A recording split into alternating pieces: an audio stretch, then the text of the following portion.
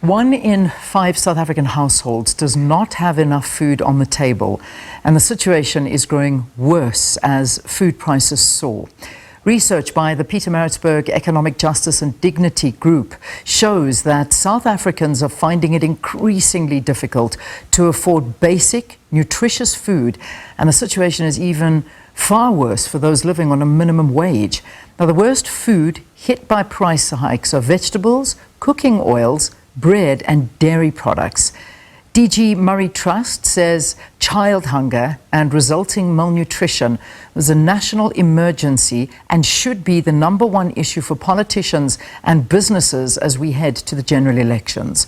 To discuss this in detail, we are now joined by DG Murray Trust Deputy Chief Executive Officer Kentse Radebe. Kentse, thanks for your time and thanks very much for being with us on the program.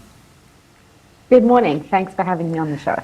So let me ask you up front, have you heard any political party bring this up as an election issue, saying that, if you vote for us, this is what we will promise you and we'll ensure that food is affordable, that those that can't eat are able to eat, things like this, are exactly what you're pointing to?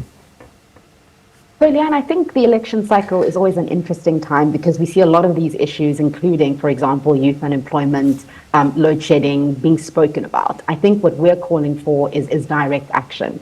And what we're requiring of political parties is to really make a commitment to addressing issues like hunger, like rising food costs, and the impact that this has on our children. As you rightly mentioned at the beginning, is that 1 in 5 households do not have enough to eat. The impact that this has on children, where we've seen the food basket increase over 7% compared to the same period last year, is that households are having to make really tough decisions about paying for transport money or buying healthy food. And the impact that this has on our children and our economy is long lasting. The intergenerational effects of poverty impact the growth of our economy, the ability of our children to succeed and learn well in school. Therefore, we're saying we need to make this a priority now. And what we do know is that children currently in South Africa are dying because they do not have access to food. So this isn't just an issue that we need to be responding to during the elections, but we need really concrete plans of actions that politicians and government can commit to address this crisis. Certainly is, and it's one issue that is not getting any better. In fact, it is getting worse as the months tick by. I'm not even going to say the years tick by, because it is something that we see all the time, that yes, everything goes wrong, fuel prices go up, there's load shedding, and I see now that, due to load shedding being a bit less, this is helping food prices, but it doesn't mean they're coming down, it just means that they don't go up. But then the next problem, we'll see food prices going up yet again. And there are very worrying statistics out that show that households are spending as much as 40% of their income on food. Let's talk about that, because food prices constantly go up, but they never come down. How are they determined?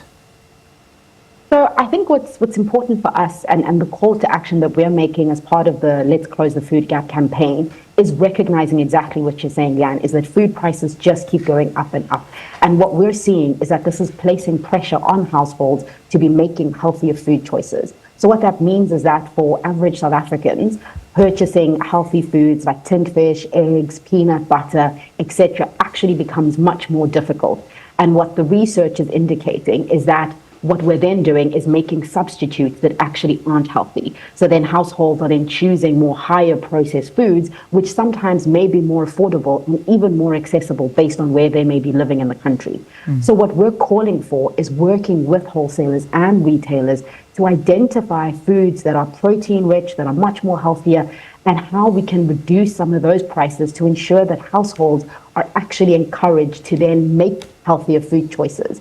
I think a lot of the times when we think about poor or unhealthy food choices, we bring it down to an individual level. Like, I'm going to the grocery store and I'm choosing to buy, highly processed food, or I'm choosing to buy foods that are unhealthy for my children. But actually, that choice is largely determined by what is actually available to me. So if I walk into a grocery store and the cheapest food that I can buy is noodles, as opposed to spinach or apples, or even peanut butter or tinned fish, and we've seen how the price of tinned fish has also increased, or even eggs recently. So what we're saying is, let's work with government and food retailers. And the proposal that we've put on the table, based on research from the Competition Commission, indicates that if we're able to discount some of these more healthier foods, this would lead to a food or a price drop of about 10 to 15%.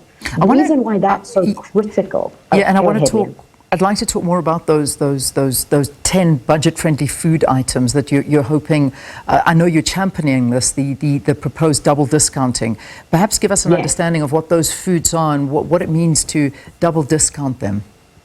Sure. So basically, this is a group of foods that Grow Great identified actually during the pandemic as one of the most commonly purchased goods or foods that individuals will buy at supermarkets. So these are 10 goods, which include eggs, dried beans, lentil, tinned fish, fortified maize meal, peanut butter, rice, amasi, and others. And what we found is that if we can discount these goods, and by double discounting, we mean that retailers and wholesalers also put their hand on the table to say that we are willing to reduce the cost of this food, and government also coming to the table to say that how do we then support retailers and wholesalers to then reduce those costs by either then supporting their double discounting initiative, which is part of the work that we've been driving at DGMT. And what we're saying is that this isn't just an issue just for retailers or just for individuals or just for government. This is an issue that all of us as South Africans need to get behind. And I think for us, there's also the moral argument that we're making.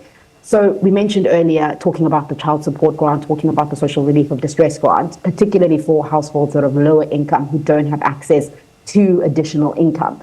And we know that, as you said, about what they're spending their grants on, majority is food. So this means that our big retailers are actually also indirectly benefiting from our social protection measures. So in order for us as a country to actually begin addressing this issue, we have to be able to have these tough conversations and recognize that this isn't a solution that government can initiate on its own by having, that zero VAT rated foods, but that we need to do more because currently that's not enough. In fact, we do. And I mean, I think your organization is doing a lot about this and being very vocal and championing all of this. But if I'm not mistaken, it was last year that you started this big conversation about, or you probably started it earlier, but you actually took the double discounting proposal to government, retailers, manufacturers to raise awareness about, how dire the situation is for child malnutrition is in South Africa. How did that campaign go? What's the reaction been?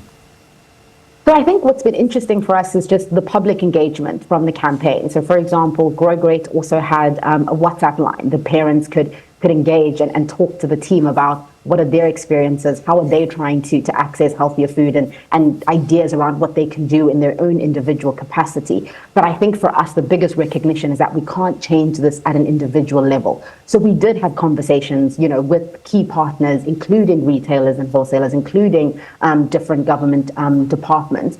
And there is a deep interest to shift this and to change this, which is a positive sign. But I think what we're calling for is a real commitment, and that's what we haven't seen. So we want to move beyond having the engagements, having the conversations, but actually seeing retailers say to us, okay, this is what we're coming to the table with, being very upfront and indicating to us maybe where it may be challenging to do this so that we can actually think together around what the possible solutions may be.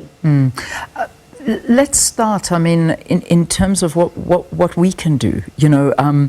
There obviously is this idea of anti-competitive behavior as well, which is a massive problem. We've seen many retailers being punished, perhaps not enough, for price manipulation with regard to the price of bread. That's happened in the past, and no doubt it is going to happen again. This is something that's a very, very big problem. And how do we sort this out with regard to the pricing, the manipulation in prices, and that food chain as well?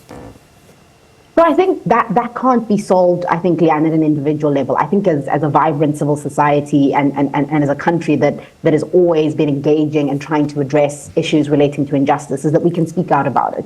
We can have the conversations like the ones that I'm having with you right now, which increase public engagement and even awareness that this is an issue. But I think fundamentally where we do need to be addressing this is at an institutional level, so that downstream the impact can be felt by average South Africans. So what that means is engaging with government entities like the Competition Commission, engaging with government bodies like Treasury, like those who are responsible for ensuring that whether it's uncompetitive pricing or pricing that actually leaves a majority of South Africans behind or in a food insecure state, needs to be addressed. So I think for us, and this is why a majority of the work that we've been driving and shaping is directed at engaging with the private sector, engaging with government to say that we need different solutions, because I think at an individual level, there's only so much that you can do. But what we can do is try to nudge and shift behavior by ensuring that retailers, wholesalers, government come to the table to find sustainable solutions